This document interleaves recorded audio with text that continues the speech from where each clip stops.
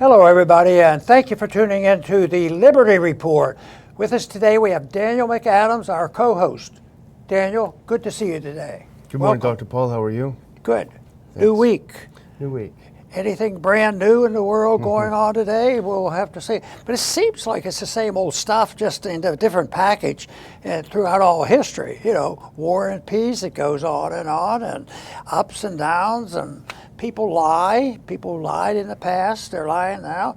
But we had some in the news, Hillary Clinton and others are very worried, that they're losing control. They've had monopoly control of the media, and they admit it. And they think that, but they don't think that as maybe a danger to the First Amendment. They say, we've conquered the First Amendment. We own the First Amendment. We will determine what is truth. So, but right now, Zero Hedge has an article out, but they call this as the empire of lies crumbles. If only it did, the real lies. But it's back to who's telling the truth. And I think that's been going on a long time. And right now, the people in government that runs things that tell constantly the biggest lies ever, they come around. I think they actually believe it's the truth, and others believe that it's hopeful that they can maintain their power. So it's a mixed bag. But this was pretty interesting stuff, and it started a couple of months ago where they started to worrying about maybe truth will break out. And could that be related to the fact that the hatred toward Trump continues to grow? Maybe they don't want to hear the truth, and obviously I believe they don't want to hear the truth. That's their whole goal.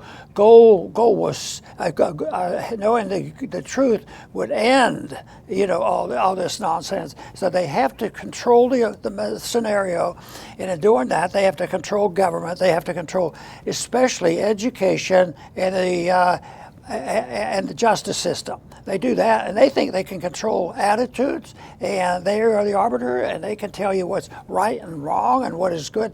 But they seem to be a little bit nervous. Maybe there's still enough liberty left for people to sort it out and find out who the biggest liars are. And it may be that this campaign and this election may tell us something. But we can't expect one side to have perfect truth because nobody has it. But I think we can certainly point to some groups of people who are more likely to lie than others. And that's what the people have trouble doing, sorting this all out, because there's always, political power and money to distort their ability to sort this out. Yeah, and I think it's another example really of how social and independent media have challenged the legacy media. Right. And in the free marketplace, social and independent media are winning, and that's something that they don't like because they like having control on the information. They were hoping that when Tucker Carlson was fired, for example, that he would disappear and they could claim triumph. We silenced this person, and in fact, he's actually done much better in terms of audience than his old cable show. Likewise, you had, I was in D.C. last weekend. We had the Rage Against the War Machine rally. The next day, the Rescue the Republic rally. That Rescue the Republic rally, if I remember correctly, was live streamed on Twitter X to 1 million live viewers. 1 million live viewers, and CNN could never get that. They get maybe 100,000 on their best show. So the fact is that this alternative media, it's not even alternative, it's supplanting the legacy media, and that's why they're having a panic attack. Now go to that first clip. This is Hillary Clinton. We talked about her last week. She was saying people who spread disinformation should go to jail. Now she was saying that if we don't rein in social media, we, quote, lose total control. And she was talking to Smirkanish, who I know you respect as a journalist. Let's listen to what she actually said. It's pretty illuminating, her view of what we should and shouldn't be allowed to listen to. That first video clip, if we have it, please. There should be a lot of things done. We should be, in my view, repealing something called Section 230, which gave, platforms on the internet immunity because they were thought to be just pass-throughs, that they shouldn't be judged for the content that is posted. But we now know that that was an overly simple view, that if the platforms, whether it's Facebook or Twitter X or Instagram or TikTok, whatever they are, if they don't moderate and monitor the content, we lose total control. There should be a lot of The look on Smirkani's face. Total. Yeah. They have total. They want to keep it. Yeah, we lose it. Well, that's exciting, in a way, Yeah. for to see them squirming now. Doesn't solve all the problems, but it also gives encouragement to the people who have been in, tight minorities. Hardly anybody there. Our percentage of people who really agree with it, small. So people should rally to this and say, don't give up. Our numbers are important, and we like to see more and more people looking at things the way we do for peace and prosperity. But they don't want to. They don't like to admit that there's an erosion of that, and they get nervous about this because that's power. That's power. That's what they live by. They eat, drink, and sleep this stuff. Yeah, it's interesting to watch, and on this on the piece from Zero Hedge, there's another clip where, and this was earlier in the year, where one of the editors of the Wall Street Journal says the same thing. Why don't we cue that one up and listen to that one? It's a little bit longer, but I think it's worth listening to that second clip. And I don't know, we'll play the first 30 seconds, I think, of this. If you go back really not that long ago, as I say, we owned the news. We were the gatekeepers, and we very much owned the facts as well. If it said it in the Wall Street Journal, the New York Times, then that was a fact. Nowadays, people can go to all sorts of different sources for the news, and they're much more questioning about what we're saying. So it's no longer good enough for us just to say, this is what happened, or this is the news. We have to explain our working.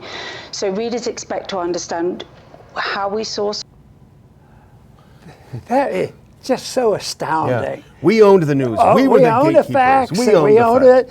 And she even mentioned some of the king players, the New York Times, Wall Street Journal. I don't know if she mentioned another one. But, the insiders pretend that they're reporting news, But that... And she says it with no embarrassment. It was always with pride. And she's almost angry, but nowadays people question us, and that's not right. We need to get a handle on this. Yeah, it should be questioned, but we're doing the questioning. Yeah, we're the judges. Yeah. We're the only people that are good and honorable, and this is the only source of truth, which is something we've talked about for a long time. Where does the truth come from? Yeah. You have to search for it, and you have to sort it out, and you have to work real hard at being objective. But that is not very objective to seeking the truth. But I don't know whether I don't think this stuff is criticized in mainstream media. They probably don't see this as necessarily a wonderful rallying cry so that they can get back to telling the truth again. So I guess different people react. We see this as an admission of a serious problem. And the thing is, yes, they're right. The mainstream media, the legacy media, has lost control. But the logical question will be why? It's not because Elon Musk is out there spreading disinformation and the truth is so fragile that a liar can supplant it. No, they lost control because they did it to themselves. Over 20 years, all of the lies, 9/11, I just wrote a little list. 9/11, the Iraq War, they lied to us constantly. The Arab Spring, Russiagate, pack of lies, mainstream media. Hunter's laptop, COVID, pack of lies.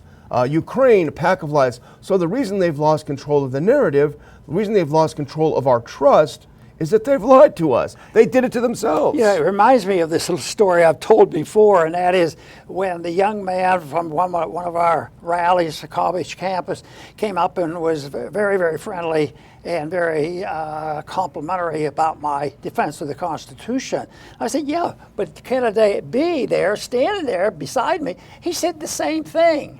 I says, why aren't you talking to him? He said, Because I didn't believe Yeah. them. So they don't. That's America, yeah. So here's a young person just searching for the answers, and they sorted it out and decided which one he wanted to believe, even though the words were the same. So even when they talk about words, here they don't even talk about words. They're just claiming they are it, that they're the dictators, and they will. We don't, and they do not proudly claim that, we'll do this and we will follow the First Amendment. They despise the First Amendment.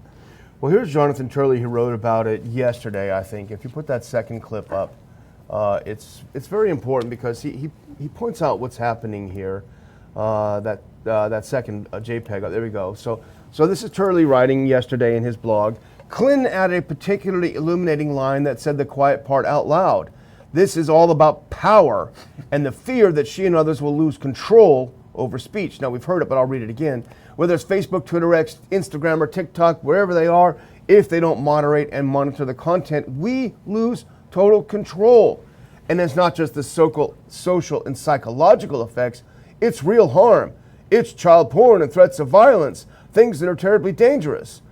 To which Turley correctly remarks, Clinton continues to offer a textbook example of the anti-free speech narrative.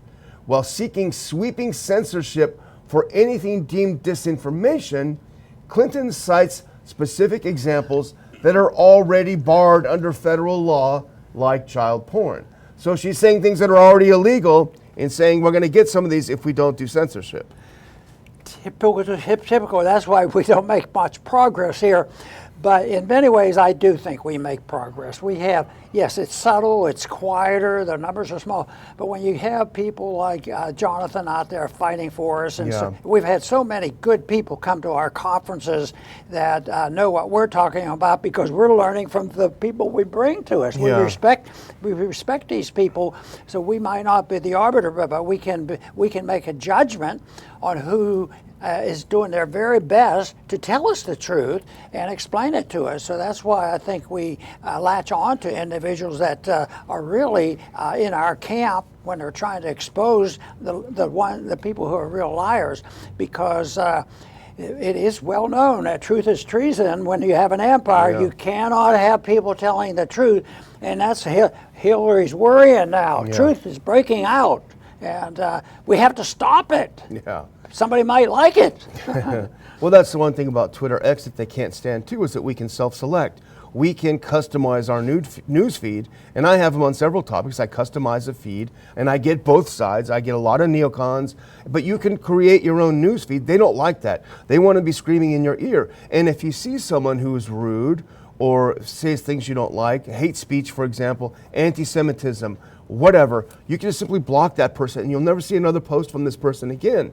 You know, it gives you the power, it gives the viewer the power to decide what he or she wants to see. And that's what they can't stand. You know, one thing that encourages me is when those who don't agree with her are talking, they never come out, some do, but most of them don't come out and say, you know, our real enemy are the libertarians. We have to stop the libertarians. We have to stop these people who are radical for liberty. And they don't say that, even though that's what they are. They're doing that, which means that in their interpretation, there's a limit to just saying liberty is horrible, because they have to attack every good thing that came out of the American Revolution. I mean, that was the whole issue. And of course, it's it's been shrinking ever since. Yes. Well, I think the main point we want to make is this is not an isolated phenomenon. It's not just Hillary Clinton. It's not just this Wall Street Journal lady. I mean, you're seeing it over and over again. And in fact, we have a couple more clips, and I think we've played some of these, but it's worth revisiting. Now, this next one, if we grab our things, is Tim Walz, the candidate for the Vice President of the United States, who is also, as they say, saying the quiet part out loud. If we can cue that second to last video up. It's going to be a quick one, so listen quickly. Here's Tim. I think we need to push back on this. There's no guarantee to free speech on misinformation or hate speech, and especially around our democracy. I think we need to push. There's no guarantee of free speech. So, and I've used it because others have used it, and they say the most important thing is the First Amendment is that you can criticize your government, Yeah. and that's where they draw the line. Yeah. You know, well, you can't do that. The government is supposed to guide you, not the First Amendment. So they're always after somebody who wants to reveal the truth. And you know what? It's going to continue, but the victories and failures have been eternal. But all I know is that the sense of respect and honor that you place on a person, it's what do they think about telling the truth. And if they don't, then they will hide their nihilistic beliefs of that.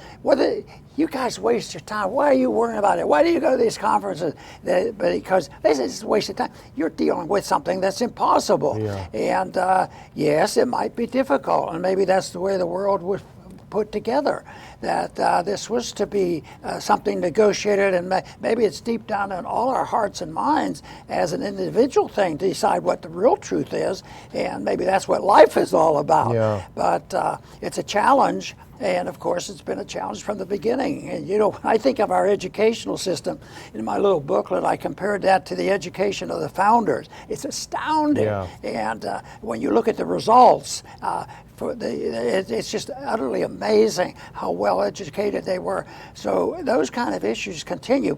And so there's been people looking for the truth and finding truth thousands of years ago under their own circumstances. And I think that's what life is all about, seeking truth. Yeah, unless they don't let you do it, which is what they want to do. Yeah, they really blast you, put you in prison. Yeah. You know, there was somebody the other day who said, well, you know, Trump's in trouble. And he wasn't a Trump supporter. Trump's really in trouble. But he was lamenting a little bit. He says, because, you know, his troubles aren't going to go away. If he loses this thing, they're going to put him away. Yeah. They've already tried to kill him twice. Yeah. You know, so that's how bad it is. So it's going to continue until somebody resolves it. Yeah. Maybe the election will say, "Oh, everybody's throw in the towel. We're all peaceful now. Yeah. We're all going to join the libertarian movement. And freedom is ours." Just don't hold your breath.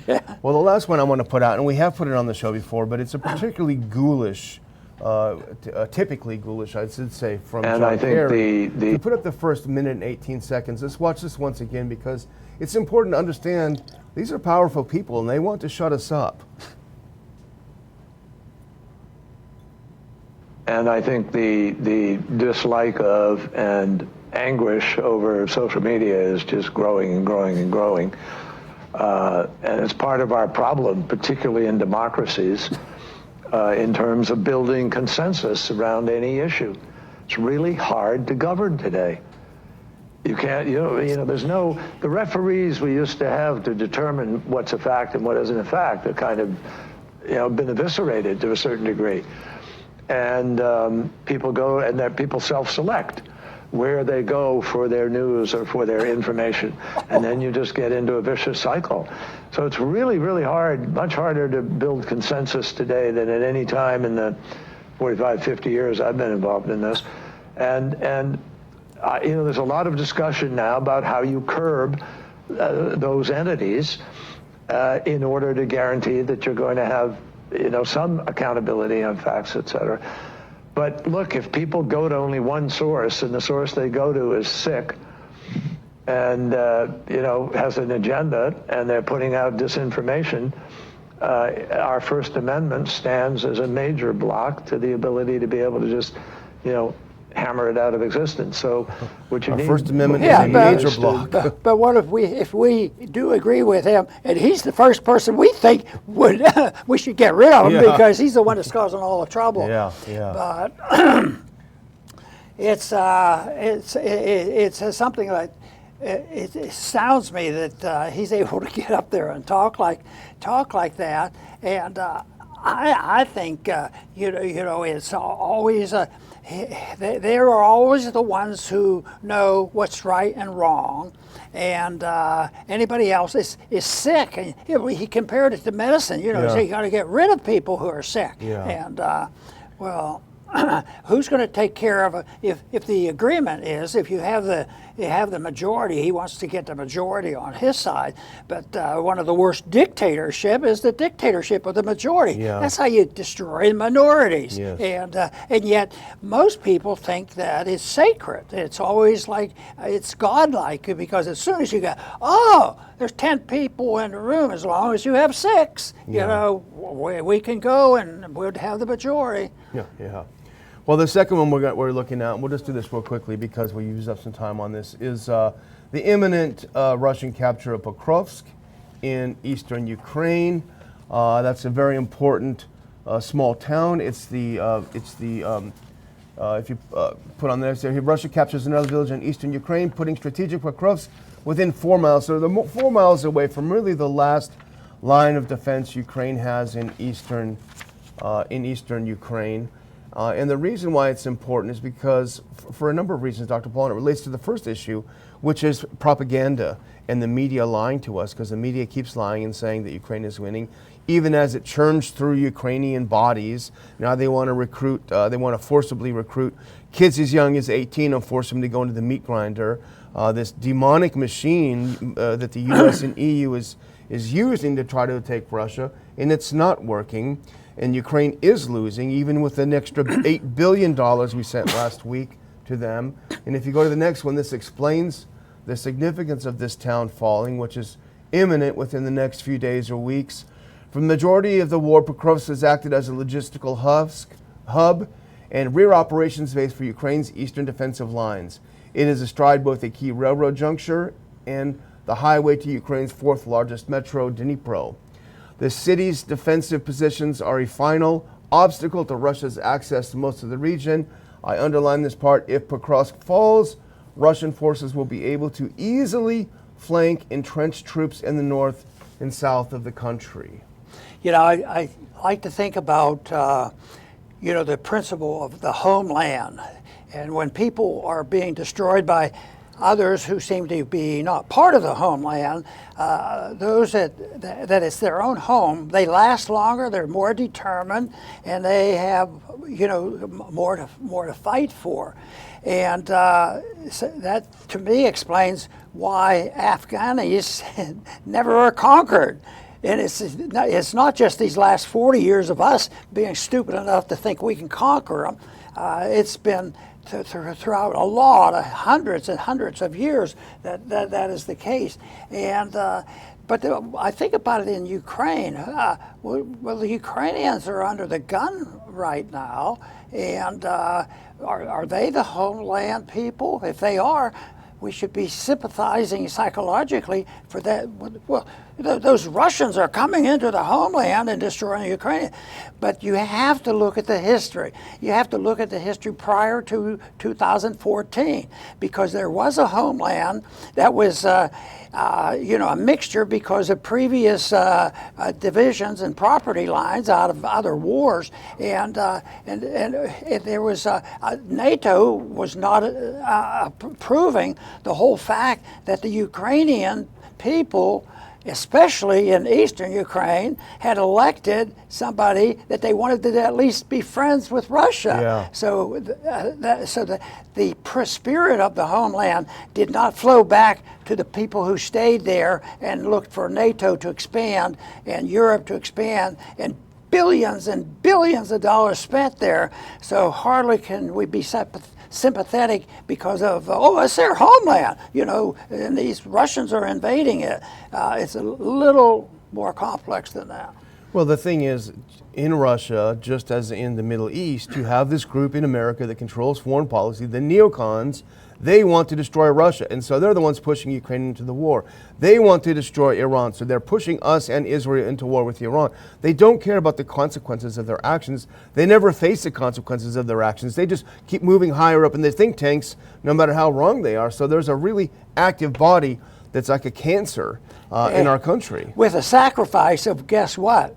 The American system, the taxpayer, the dollar, and all the things that go along there. That is a cost that they don't talk about a whole lot, but eventually it will determine what happens. So when these things get way out of control throughout history, they end with a disaster, and it's usually an economic ending. It's usually related to the destruction of currency or overregulation and expanding one's empire too far, and it ends. And I think what people are sensing right now, the cracks are there.